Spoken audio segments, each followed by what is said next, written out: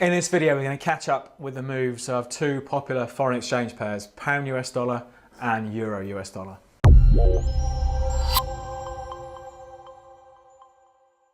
Hello, I'm David Jones from Capital.com, and this is our weekly catch up with pound US dollar and euro US dollar. Now, a lot went on at the end of last week. We saw on Friday the biggest fall for the pound in more than 15 months against the US dollar, and once again, it is the Brexit negotiations that are causing this volatility. We've hit, UK and the EU have hit something of a wall when it comes to negotiations. We had a statement from the Prime Minister Theresa May to the nation on Friday expressing her frustration at how things weren't progressing. The pound had been a bit weaker coming into Friday anyway, but it really did fall off a cliff in the afternoon, trading down to about 130.50 from earlier. You know, we saw 133 earlier in the week, so it was a big move. Hopefully, though, now we can see just how much of the banging of heads is going on between both sides to these negotiations. We will see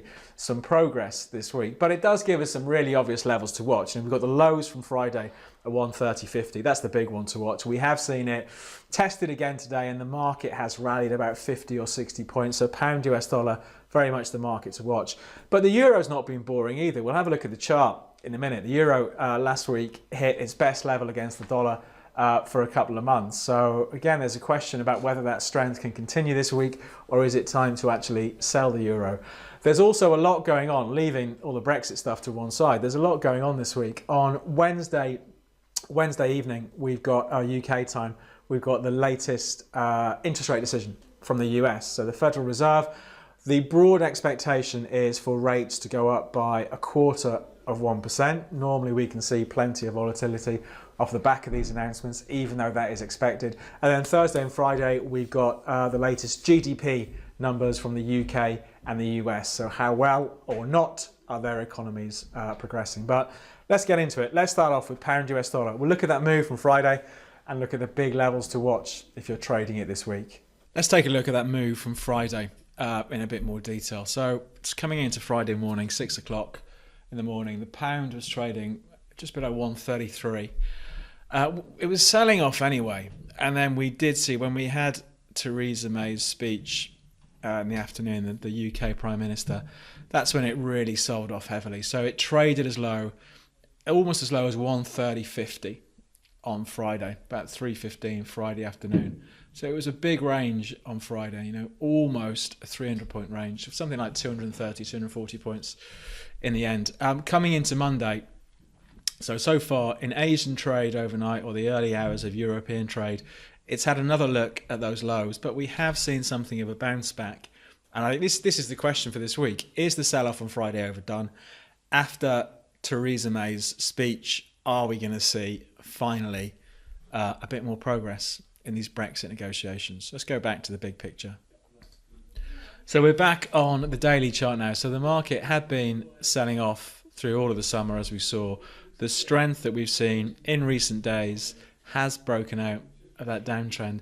And despite this big sell-off on Friday, that recovery is still intact. So looking at this, you know, it looks like just a normal correction, maybe an extreme correction, but within that overall recovery. So I think let's have a look at some of the obvious levels to watch this week. I mean, the big level on the daily chart, probably 129, these lows from early September. You know, we're a couple of 100 points away from that. Let's just take a look on the hourlies to have a look at some closer levels.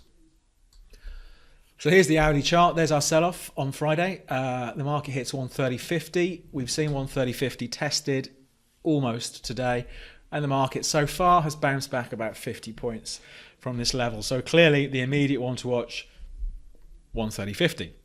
Let's see what happens. If we see maybe some more nerves as the week goes on, if the market tests these lows, let's see if we see the buyers come back in.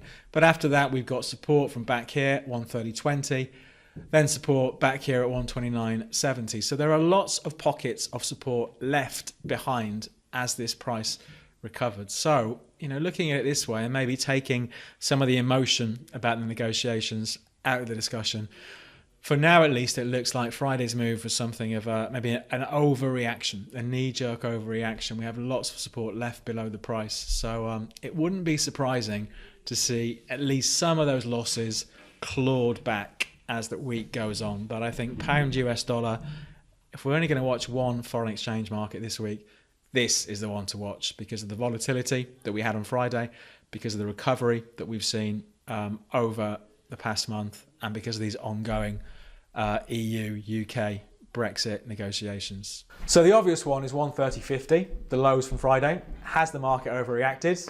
At the moment, it looks like it has. Sort of in the first half day of trading of the week, we are seeing a bounce back. Let's see if it can hang on to that. But let's take a look at the euro. You know, it's banging up against 2-month highs. We've seen a good recovery from the 113 level that we saw in the summer. Let's see if this euro dollar rally has got further to go. Here's our daily euro US dollar chart. It did squeeze higher towards the end of last week, trading up to 118. It's a big move that we've seen over the last month from these 113 lows that we saw in August for euro dollar. It was the lowest it had been since June 2017. It's a really strong bounce back, trading as high as 118, so hitting its best levels since, for a couple of months. We've got to go back to early July until we were back there. But it is interesting going into this week because all the way through the summer, we did get strength in the euro, but ultimately it would run out of steam. And this is the question for this week. Are we going to see this market once again start to roll over? The sellers come back in. This whole 117.50 to 118.50 has been a really big barrier for euro dollar. Looking at the RSI down here, we went overbought end of August.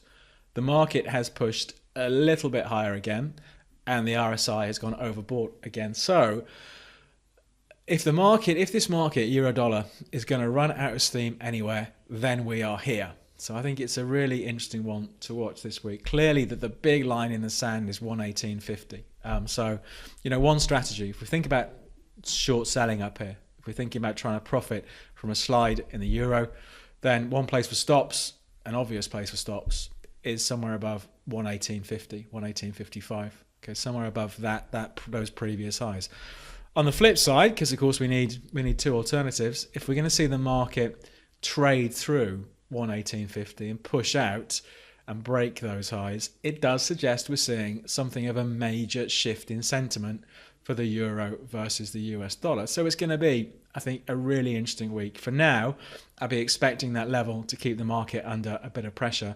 But if it breaks, then next time round, we'll be talking about recovery targets for euro dollar. So plenty to watch on this one as well.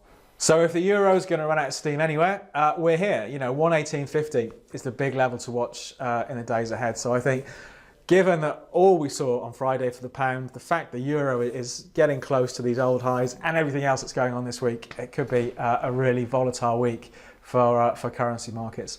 We'll start wrapping things up there. As usual, if you have any questions or a different view, just leave us a message in the comments down below. If you want to see the charts, we'll put the links in the description down below. You can click through and see the charts that I've been looking at for this presentation. And of course, to never miss out on what we update during the week, we look at cryptocurrencies. Big move in Ripple towards the end of last week. We'll be talking about this in the next few days. We'll look at stock market indices hitting fresh all-time highs last week in the US. So to never miss out, if you click on the subscribe button down there and click on the alarm bell, you'll get automatically notified every time we upload a new video. But for this week, from me, David Jones, and Capital.com, we'll leave things there, and I hope you have a good trading week.